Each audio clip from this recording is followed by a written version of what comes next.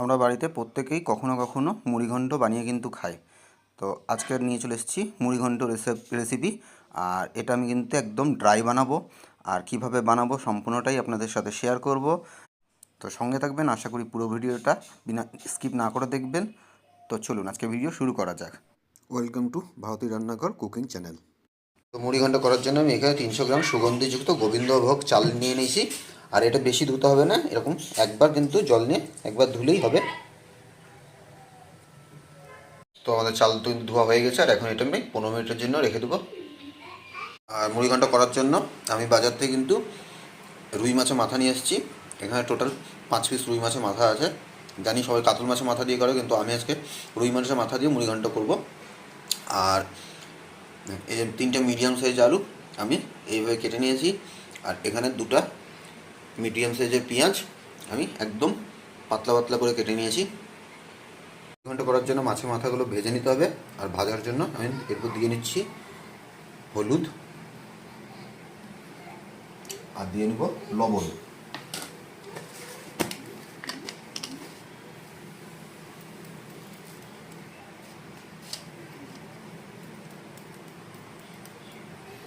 এখন এই হলুদ আর লবণ মাছের এই মাথাতে ভালো করে মাখিয়ে নেব।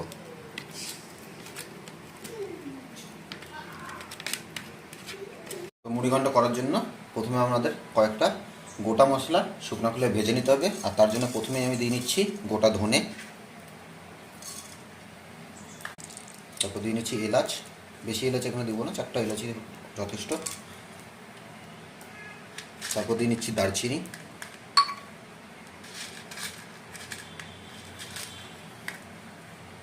তারপর দিয়ে নিচ্ছি শুকনা লঙ্কা,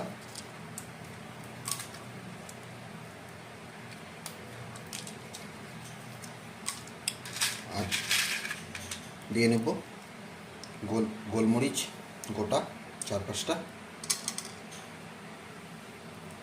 লাস্টে দিয়ে নেব লবঙ্গ 6-7টা।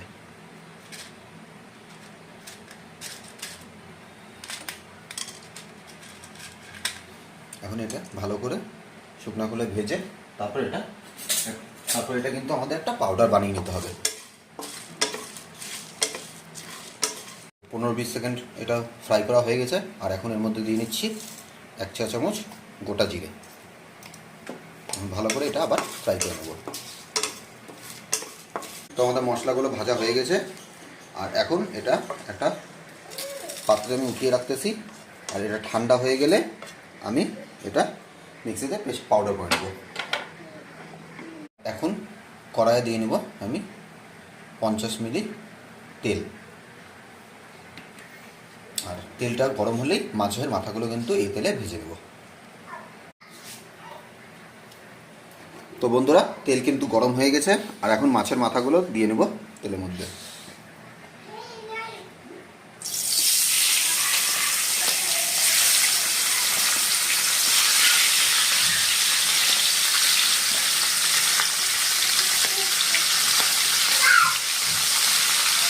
আর যেহেতু মাছের মাথা ফুটে, তাই তেল যাতে আপনার গায়ে না লাগে সেজন্য এটা ঢাকা দিয়ে রান্না করবেন। বন্ধুরা, আমাদের মাছের মাথাগুলো কিন্তু সবকটা ভাজা হয়ে গেছে। আর এটা আমি একটা থালায় উঠিয়ে নিয়েছি। আর বন্ধুরা, এখন যে মাছের মাথাগুলো ভাজলাম ওই তেলেই কিন্তু আলুগুলো ভেজে নেব আমি।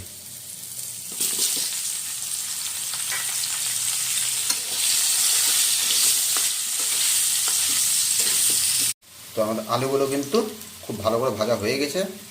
আর এখন আলুগুলো আমি তুলে নেব।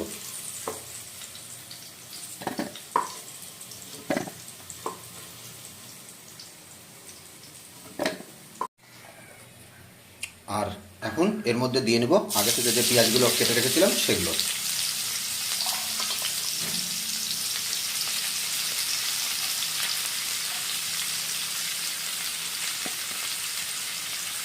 আর পেঁয়াজটা ভাজার সময় গ্যাসের ফ্লেমটা অবশ্যই হাই করে রাখবেন বন্ধুরা।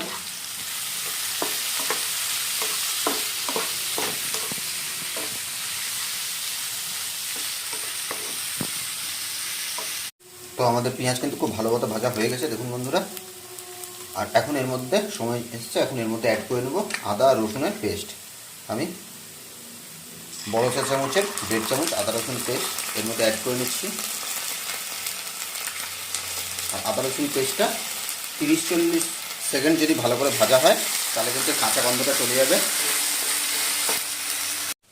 তো বন্ধুরা, এখন আদা রসুন পেস্ট যেটা দিয়েছিলাম সেটা থেকে কিন্তু তেল ছেড়ে দিয়েছে। আর এখন এর মধ্যে সময় এসছে কিছু গুঁড়া মশলা ব্যবহার করার। প্রথমে দিয়ে নিব রঙের জন্য হলুদ গুঁড়ো, আর দিয়ে নিব কাশ্মীরি লাল লঙ্কার গুঁড়ো। কাশ্মীরি লাল লঙ্কার গুঁড়ো কিন্তু বন্ধুরা এখানে অল্প কমই ব্যবহার করবেন। আর দিয়ে নেব 1 চা চামচ ধনে গুঁড়ো,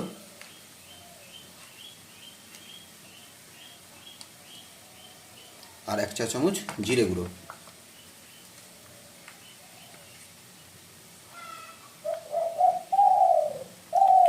আর এখন মশলাগুলোকে ভালো করে কষিয়ে নেব। আর মশলাটা কষানো ফাঁকে কিন্তু বন্ধুরা আমি একদম পাতলা পাতলা করে 2টা মিডিয়াম সাইজের টমেটো কেটে নিয়েছি।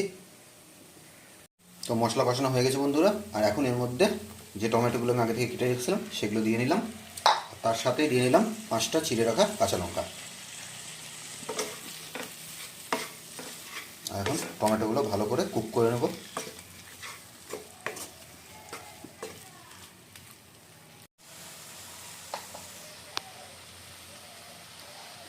তো বন্ধুরা, টমেটো কিন্তু দেখুন অলমোস্ট সেদ্ধ হয়ে গেছে।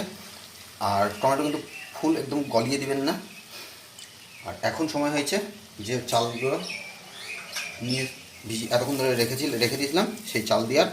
তো আমি এখন দিয়ে নিচ্ছি গোবিন্দভোগ চাল।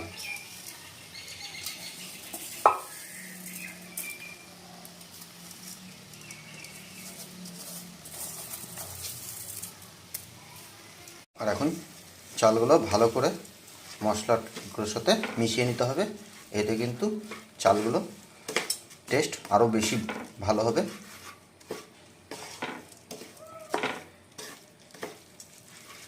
তা আমাদের চালগুলোর সাথে মশলা কিন্তু ভালো মতো মেশানো হয়ে গেছে। আর এখন দিয়ে নেব স্বাদ মতো লবণ।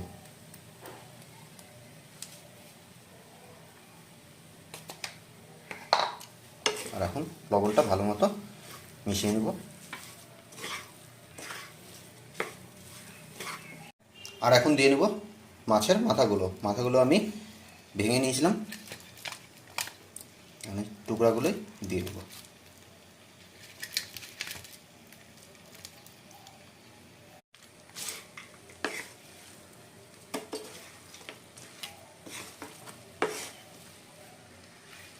আর এখন বন্ধুরা সময় হয়েছে যে আলুগুলো ভেজে রেখেছিলাম সেগুলো দিয়ে নেওয়ার।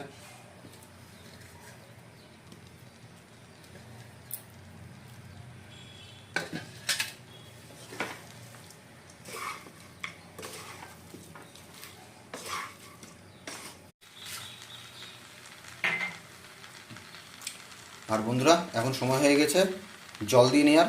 আর যেহেতু আমি 300 গ্রাম গোবিন্দভোগ চাল এখানে ব্যবহার করেছি তাই জন্য আমি এখানে দিয়ে নেব 600 ml জল। আর যারা আমি অ্যাকচুয়ালি ড্রাই খাইতে পছন্দ করি মুড়িঘণ্ট, সেই জন্য। আর যারা অল্প গ্রেভি টাইপের খাইতে পছন্দ করে তারা কিন্তু আরও 150 ml জল অ্যাড করে দিবে, মানে টোটাল তাদের জন্য 750 ml জল।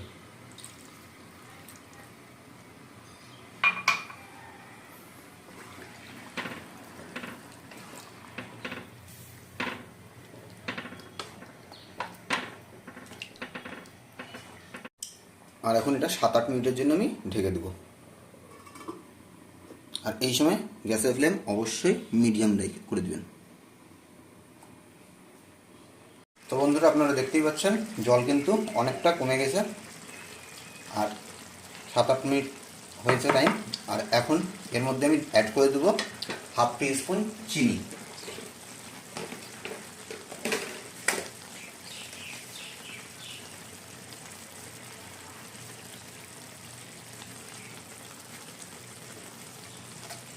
আর সাথে অ্যাড করব যে ভাজা মশলাটা বানিয়েছিলাম সেইটা, কিন্তু পুরোটা না, আধা। সম্পূর্ণ ভাজা মশলাটা আমাদের ব্যবহার এখানে করতে হবে না, পরেও লাগবে, সেই জন্য এখানে আধাটা ব্যবহার করলাম। আর এখন এটা ভালো করে মিশিয়ে নিব।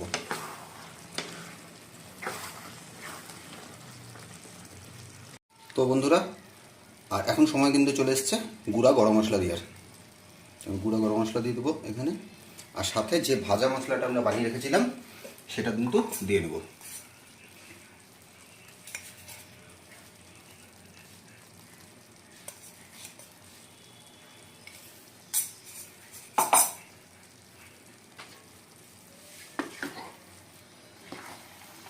আর দেখুন একদম জল কিন্তু শুকিয়ে গেছে, আর কতটা ঝুরঝুরা হয়েছে দেখলেই আপনার বুঝতে পারতেছেন কতটা ঝুরঝুরা।